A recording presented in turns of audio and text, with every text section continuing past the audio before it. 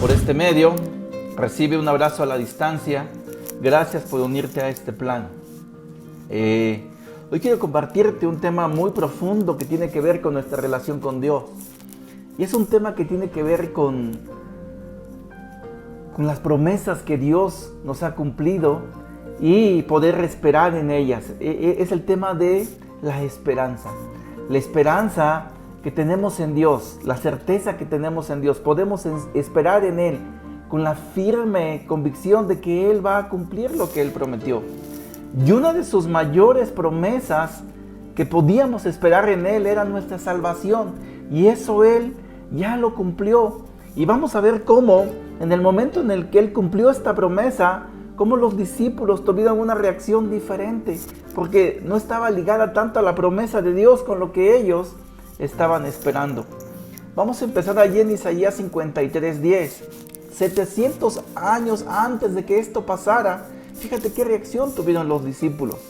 Dice: formaba parte del buen plan del Señor aplastarlo y causarle dolor. Sin embargo, cuando su vida sea entregada en ofrenda por el pecado, tendrá muchos descendientes. Disfrutará una larga vida y en sus manos el buen plan del Señor prosperará. Este plan era el que Dios había anunciado, y 700 años después, Jesús estaba cumpliendo este plan. Yo quiero preguntar, ¿acaso Jesús no explicó este plan a sus discípulos? Por supuesto que sí. Y si explicó este plan, ¿por qué sus discípulos no lo entendieron? O cuando esta promesa se cumplió, ¿por qué no lo creyeron? Fíjate, quiero que podamos ir al Evangelio de Lucas, donde vemos la experiencia de los 11 discípulos y 2 de sus seguidores camino a Emaús. Vamos ahí a Lucas 24, del 13 al 21.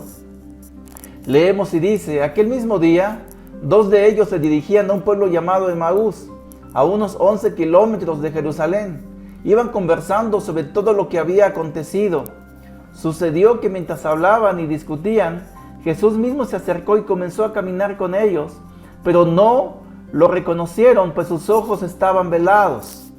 ¿Qué vienen discutiendo por el camino?, les preguntó. Se detuvieron cabizbajos y uno de ellos, llamado Cleofas, le dijo: ¿eres tú el único peregrino en Jerusalén que no se ha enterado de lo que ha pasado recientemente? ¿Qué es lo que ha pasado?, le preguntó. Lo de Jesús de Nazaret. Era un profeta poderoso en obras delante de Dios y de todo el pueblo. Los jefes de los sacerdotes y nuestros gobernantes lo entregaron para ser condenado a muerte y lo crucificaron. Pero nosotros abrigábamos la esperanza de que Él era quien redimiría a Israel. Es más, ya hace 3 días que sucedió todo esto. Estos discípulos, Jesús los encontró camino a Emaús y estaban cabizbajos, estaban tristes. Decía: nosotros albergábamos la esperanza de que Él pudiera redimir a la nación de Israel. ¿Por qué dice que teníamos la esperanza? Porque ya no la tenían. Y era impresionante cómo Jesús estaba cumpliendo, había cumplido la mayor promesa que Él había dado, que era la salvación. Y ellos no entendían esa promesa. ¿Por qué? Porque había una disparidad entre lo que Dios había prometido y lo que Dios había cumplido contra lo que ellos esperaban. Ellos esperaban que Jesús pudiera restablecer la nación de Israel, quitarle el poderío de los romanos. Y Jesús no fue lo que prometió. Jesús prometió otra cosa. Jesús prometió la salvación espiritual de sus vidas, de nuestras vidas. Y eso es algo que le puede pasar a los seguidores de Jesús. Que nosotros esperemos otra cosa y Jesús prometa otra. Él cumple lo que promete y nosotros luego decimos: es que Jesús no me ha cumplido. Estaba esperando en Él, tenía esperanza en Él, pero Él me está dando otras cosas.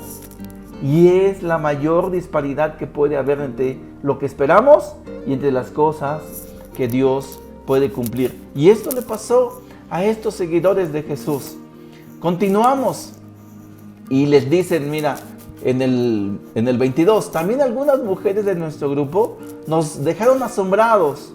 Esta mañana muy temprano fueron al sepulcro, pero no hallaron su cuerpo. Cuando volvieron, nos contaron que les habían aparecido unos ángeles quienes les dijeron que Él está vivo. Algunos de nuestros compañeros fueron después al sepulcro y le encontraron tal como había dicho las mujeres, pero a Él no lo vieron. Era evidente que los testigos oculares vieron exactamente lo que Jesús prometió. Es decir, si ellos hubieran esperado lo mismo, se había cumplido ante sus ojos y ellos tuvieran en ese momento la gran certeza. La esperanza hubiera sido enriquecida en sus vidas y sin embargo no. Su esperanza había sido decepcionada. Los ángeles le dijeron que estaba vivo y en vez de alegrarse y de tener tanto ánimo, ellos caminaban cabizbajos, tristes, desconsolados, con una esperanza hecha pedazos. En estos tiempos, la humanidad ha vivido tiempos difíciles y el panorama que se nos presenta en el futuro no es un panorama tan alentador, por supuesto en temas de salud, pero también en temas de la economía. Y aún nosotros como seguidores de Jesús podemos envolvernos en esta circunstancia de desesperanza. Pero ¿sabes? Nuestra esperanza no está puesta en la circunstancia. Nuestra esperanza está puesta en Jesús. Y esto era lo que estaba pasando con estos discípulos. Fíjate qué pasó más adelante con ellos. Era algo que estaba ahí previsto que pudiera pasar. Van caminando y luego Jesús les dice en el 24-25, qué torpes son ustedes, les dijo, y qué tardos de corazón para creer todo lo que han dicho los profetas. ¿Acaso no tenía que sufrir el Cristo estas cosas antes de entrar en su gloria? Jesús les dijo, qué tardos son, qué duros son de corazón, qué tardos son para entender las promesas de Dios. Lo que debían esperar ya se cumplió. La esperanza que yo les di ya se cumplió. Ustedes saben cuánto los profetas anunciaron, pero ustedes en su corazón son muy lentos para poder entender lo que Él les había prometido. Y luego continúa y les dice después, ellos se van corriendo a donde están sus demás compañeros, los apóstoles, quienes habían quedado también encerrados por miedo a las autoridades. No habían creído en las promesas que Dios les había dado. Jesús se les aparece, les dice, paz a ustedes. Y llegamos allí al verso 45 y les dice, entonces les abrió el entendimiento para que comprendieran las Escrituras. Esto es lo que está escrito, les explicó, que el Cristo padecerá y resucitará al tercer día. Y en su nombre se predicarán el arrepentimiento y el perdón de pecados a todas las naciones, comenzando por Jerusalén. Ustedes son testigos de estas cosas. Jesús les habló de manera muy clara. Ustedes son testigos. Yo he caminado con ustedes. No les dije claramente que esto iba a pasar, que yo iba a morir y que al tercer día iba a resucitar. Esta promesa, lo que debían esperar, ya pasó, ya se cumplió. ¿Por qué ustedes no lo han creído? ¿Por qué ustedes no lo han entendido? ¿Sabes? Esas son las cosas que un seguidor de Jesús debe esperar.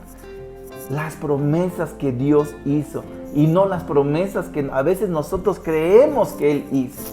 A veces pensamos que Dios nos prometió que no íbamos a pasar nunca por un tiempo difícil y Jesús no prometió eso.